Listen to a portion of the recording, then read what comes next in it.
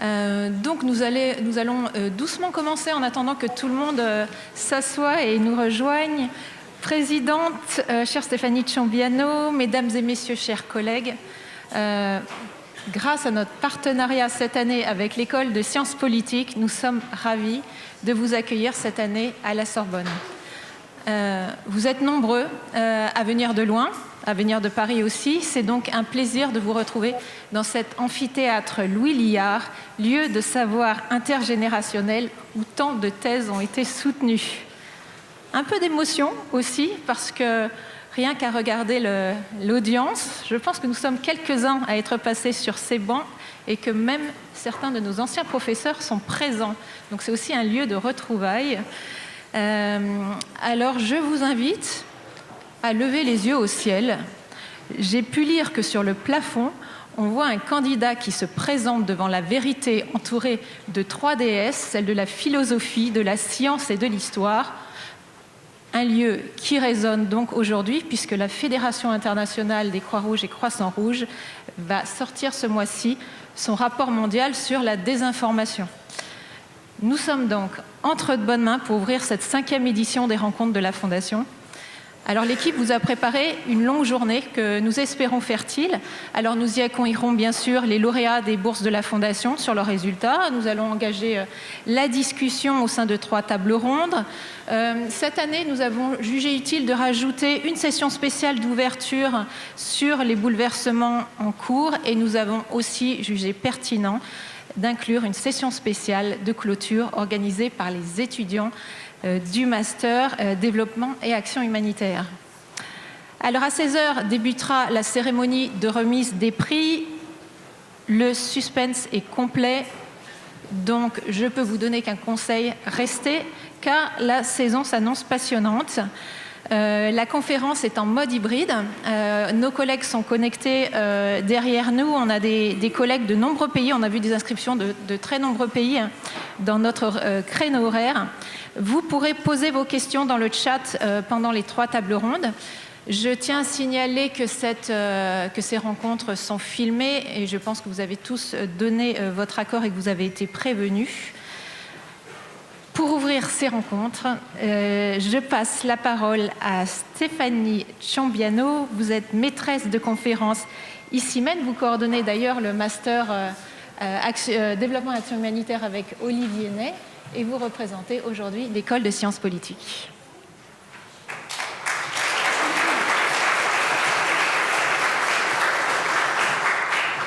Merci beaucoup Virginie. Est-ce que vous m'entendez bien ? Madame la Présidente, Mesdames et Messieurs, chers collègues, chers étudiants, c'est avec un grand plaisir que je vous souhaite la bienvenue au nom de l'Université Paris 1 et du directeur de l'École de sciences politiques de la Sorbonne, Yves Buchet de Neuilly, dans ce magnifique amphithéâtre Liard de la Sorbonne. C'est pour nous important que ces rencontres scientifiques aient lieu ici, car c'est un lieu qui incarne vraiment ce qui, à nos yeux, doit être l'université publique, un lieu de réflexion exigeant, un lieu de dialogue interdisciplinaire, un lieu d'engagement et de réflexion critique. Dans le Master Développement et Action Humanitaire, que j'ai donc le plaisir de co-diriger avec Olivier Ney, et qui est un des plus anciens masters de France à travailler sur les questions humanitaires, nous avons fêté l'année dernière nos 40 ans et plusieurs générations finalement de professionnels de la solidarité internationale, dont Virginie et dont d'autres dans la salle, se sont formés au sein de ce master. Depuis les toutes premières années, l'ambition de ce master n'est pas seulement d'apprendre à agir, mais aussi et surtout d'apprendre aux étudiants à analyser et à saisir le plus finement possible les enjeux humanitaires auxquels ils se consacrent, dans toute leur complexité, à penser les conséquences des projets, à comprendre les dynamiques sociales, économiques dans lesquelles les projets sont mis en place, et aussi bien sûr, car nous sommes un master de sciences politiques, à comprendre les rapports de force et les rapports de pouvoir qu'ils peuvent générer.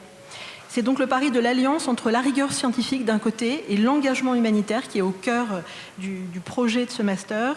Nous croyons profondément en la science dans toutes ses dimensions et nous pensons qu'elle n'est pas un luxe mais véritablement la condition finalement de l'intervention humanitaire. Les défis humanitaires ont rarement été aussi importants qu'aujourd'hui et je sais que nous y reviendrons très largement dans les discussions de la journée. Le moment est très particulier. Le monde de la solidarité internationale est aujourd'hui clairement remis en question, attaqué, fragilisé. Les acteurs de terrain se questionnent, s'interrogent, se réinventent. Le dialogue entre la recherche et le terrain est plus nécessaire que jamais pour éviter les automatismes, pour questionner les certitudes, pour ouvrir aussi de nouvelles perspectives, et j'espère que cette journée y contribuera. Nous avons besoin de professionnels de l'humanitaire qui se posent des questions, qui sont capables de prendre du recul, de faire un pas de côté et qui sont capables de mener des réflexions éthiques.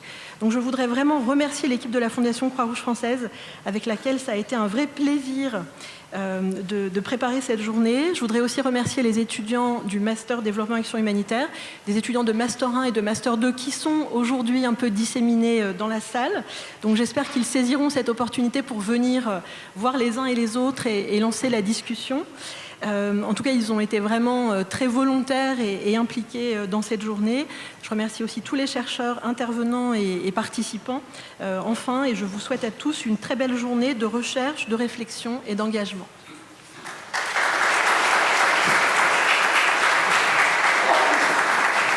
Merci Stéphanie. Alors, vous êtes l'enthousiasme incarné, mais je tiens à souligner que c'est plusieurs mois de travail pour pouvoir vous accueillir aujourd'hui dans cet amphithéâtre, et je remercie beaucoup Stéphanie pour tous les efforts faits. Caroline Cross, vous êtes médecin, passionnée d'urgence et engagée depuis 1987 comme bénévole à la Croix-Rouge française. Vous en êtes désormais la présidente et la présidente de la Fondation. Le micro est à vous.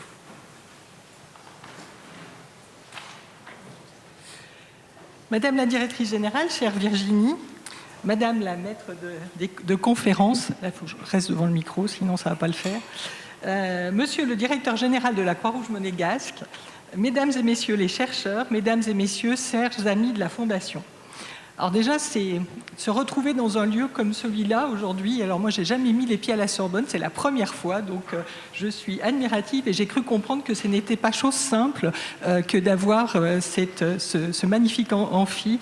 Et je remercie très sincèrement l'école de sciences politiques de la Sorbonne pour son accueil, ainsi que le rectorat pour l'accès magnifique à ce magnifique amphithéâtre. Et je voudrais vous remercier tout particulièrement, Madame Ciombeanu, pour vos mots. Et j'ai cru comprendre par quelques indiscrétions que vous étiez une ancienne volontaire de la Croix-Rouge. Et du coup, la relation est facilitée et je vous en remercie. Nous avons tant de choses à faire ensemble, dans un moment où l'action humanitaire, mais aussi la recherche traverse une période si particulière, probablement un point de bascule. Seul l'avenir nous le dira, mais je crois que nous sentons tous qu'il se joue quelque chose de déterminant. Dans ce contexte, c'est pour moi un honneur tout particulier d'ouvrir aujourd'hui les rencontres de la Fondation après avoir été élue récemment à sa présidence.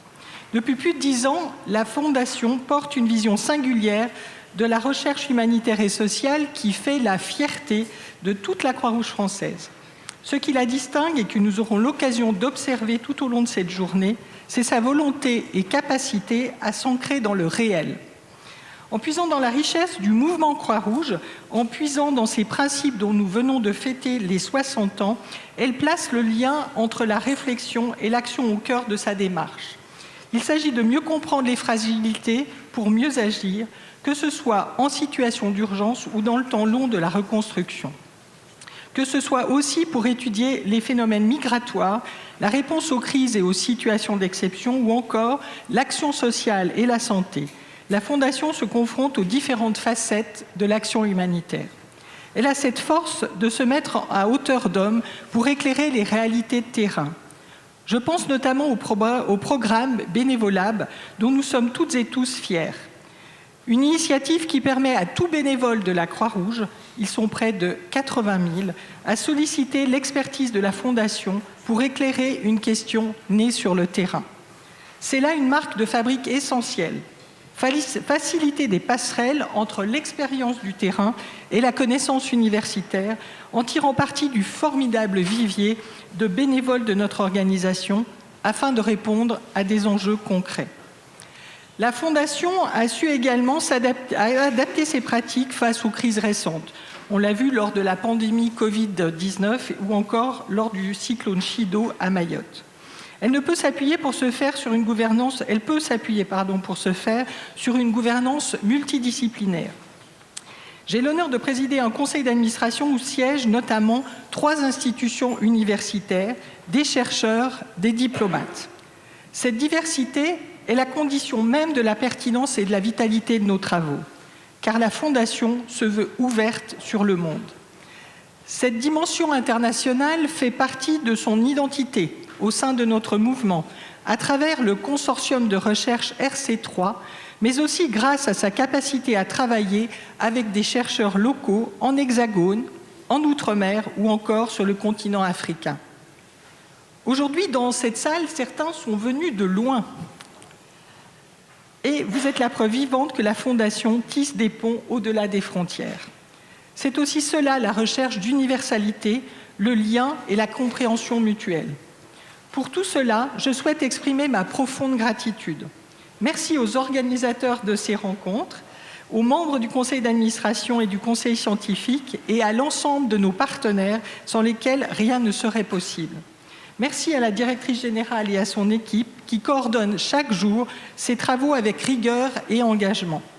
Merci à nos partenaires de cette année, la Fondation de France, l'AFD, les Croix-Rouges de Monaco et d'Andorre, et aux fondations qui, à cet instant même, soutiennent les travaux de terrain de plusieurs chercheurs et les résultats de l'an prochain. Et surtout, merci aux chercheurs et aux lauréats engagés pour accompagner la solidarité et le bien commun. Vous menez des travaux indispensables, souvent sur des terrains sensibles, auprès de populations dont les voix sont trop peu entendues. À l'heure où les vulnérabilités se multiplient et où la parole scientifique est parfois contestée, votre rôle est plus essentiel que jamais. Dans une période marquée par des bouleversements profonds, vous êtes celles et ceux qui éclairez le chemin. Je vous remercie.